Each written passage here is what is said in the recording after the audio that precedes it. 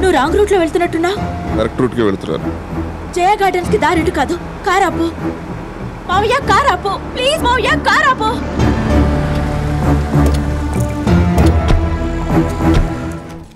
అసలేంటి మావయ్య నీ ఉద్దేశం? ఆ పెళ్లి జరగాలని. ఏంటి మావయ్య, శివప్రసాద్ గారు మమ్మీని చేసుకోలేదన్న పగతోనేగా నువ్వు ఇదంతా చేస్తున్నావు? ఆయన మమ్మీని కాదని ఆస్తి కోసం వేరే అమ్మాయిని చేసుకుంటే తప్పు, కానీ స్నేహితుడి కోసం ఓ పేదింటి అమ్మాయిని చేసుకుంటే నీకెందుకు మావయ్య వాళ్ళ మీద పగ? నీ మీద మమ్మీ మీద అభిమానంతో ఇదంతా చేస్తున్నానమ్మా అనేదే నీ సమాధానం అయితే అలాంటి అభిమానం మాకు అక్కర్లేదు మావయ్య. ఈ పెళ్లి కనుక నువ్వు ఆపకపోతే నేను నీతో మాట్లాడడం ఇదే ఆఖరిసారి అవుతుంది.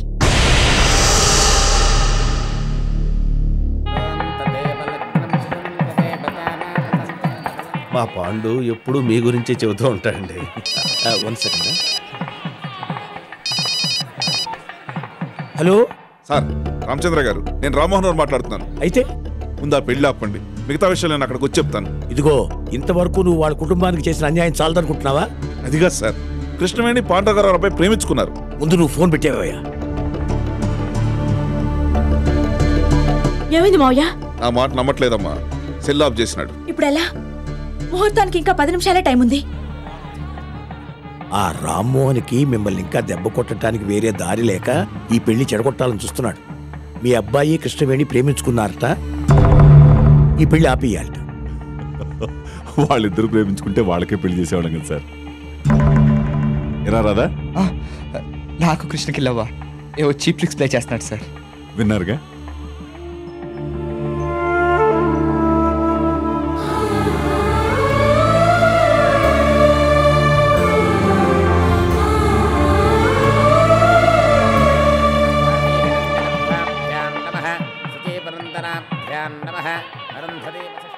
అయ్యా, అక్షంతలు తీసుకోండి.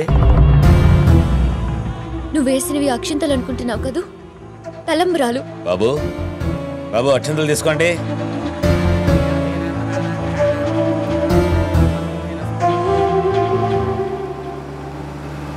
త్వరగా పోనీ మావయ్య. జీలకర్ర బెల్లం తీసుకో అమ్మా. తప్పమ్మా, అలా ఎడం చేయి పట్టకూడదు, కుడి చేయి పట్టాలి.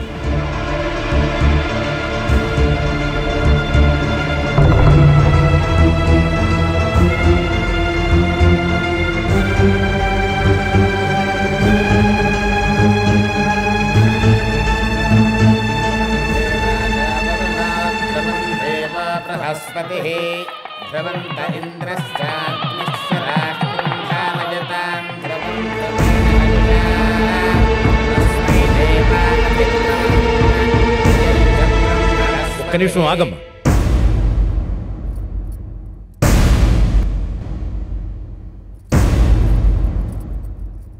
ఇలా ముహూర్తం ముందు పెళ్లి ఆపటం తప్పో రైటో నాకు తెలియదు, కానీ నేను చేస్తున్నది ధర్మమే అని నాకు అనిపిస్తోంది. రామచంద్ర గారు, ఏంటి మీరు అంటున్నది? పాండురంగారావు, పెళ్లి బ్రహ్మాండంగా జరిపిస్తున్నామని మీరు సంతోషపడుతున్నారే కానీ పెళ్లిపీటల మీద కూర్చున్న ఆ పిల్ల సంతోషంగా ఉందో లేదో మీరు గమనించారటయ్యా? అదేం లేదు రామచంద్ర గారు, మా అమ్మాయి ఆనందంగానే ఉంది. ఏరా? అదే మీరు చేస్తున్న పొరపాటు.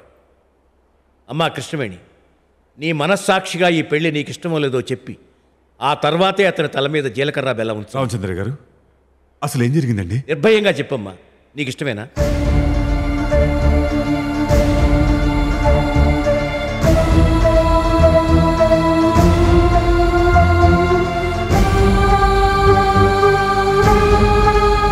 నిర్భయంగా చెప్పమ్మా.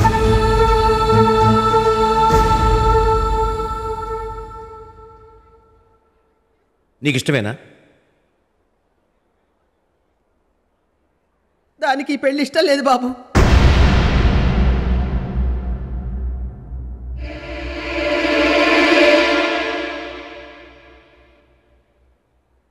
అమ్మా విట్రా, నువ్వు ఉండరా, చెప్పేసి ఇప్పుడు కూడా నేను నోరు తెరవకపోతే నా పెద్దరికానికి అర్థమే లేదు. అది కాదు నాన్నమ్మా, నువ్వు కృష్ణవేణి ప్రేమించుకున్న సంగతి ఎవరికి చెప్పొద్దని నా చేత ఒట్టేయించుకున్నావు, అంతే కదా? ఆ రోజు చెయ్య నీ చేతిలో వేసి ఒట్టు నా మీద వేసుకున్నానరా. వయసు అయిపోయిందని నేను పోయినా పర్వాలేదు, కానీ మీ ప్రేమకు అన్యాయం జరగకూడదురా, జరగకూడదు.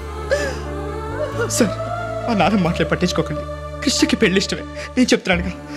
దయచేసి ఈ పెళ్లి జరిపించండి ప్లీజ్ ప్లీజ్ ఈ పెళ్లి మాత్రం ఆపకండి సార్. నేను మీ కుటుంబానికి చేసిన సహాయానికి కృతజ్ఞతగా మీ ఇద్దరూ మీ ప్రేమనే త్యాగం చేయాలనుకుంటున్నారు కదా.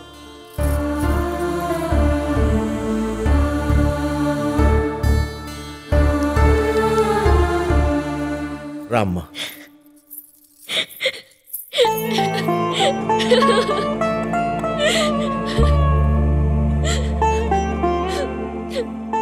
ఇన్నాళ్ళు నేనే కోటీశ్వరుని అనుకున్నాను, కానీ ఇలాంటి బంగారం లాంటి పిల్లల్ని కన్నా మీరయ్యా కోటీశ్వరులు.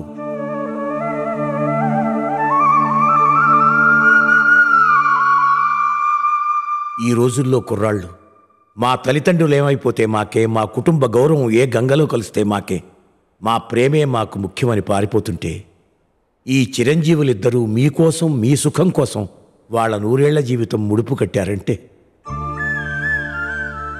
Hats off to them. Sir sir sir sir Ramachandra garu, I'm very sorry Rammohan Rao. మీరు ఇందాక ఫోన్లో మాట్లాడినప్పుడు నేను సరిగ్గా మీ అందరికీ నేను సారీ చెప్పాలి. 100 అబద్ధాలడైనా పెళ్లి చేయమన్నారు, కానీ నేను ఒక్క నిజం చెప్పి రాధాకృష్ణ పెళ్లి జరిగేలా చూడాలనుకున్నాను. ఇదే రోజు ఇదే ముహూర్తానికి ఇదే కళ్యాణ మండపంలో జరగబోయేది వాళ్ళ పెళ్ళేనయ్యా, అంతే కదమ్మా?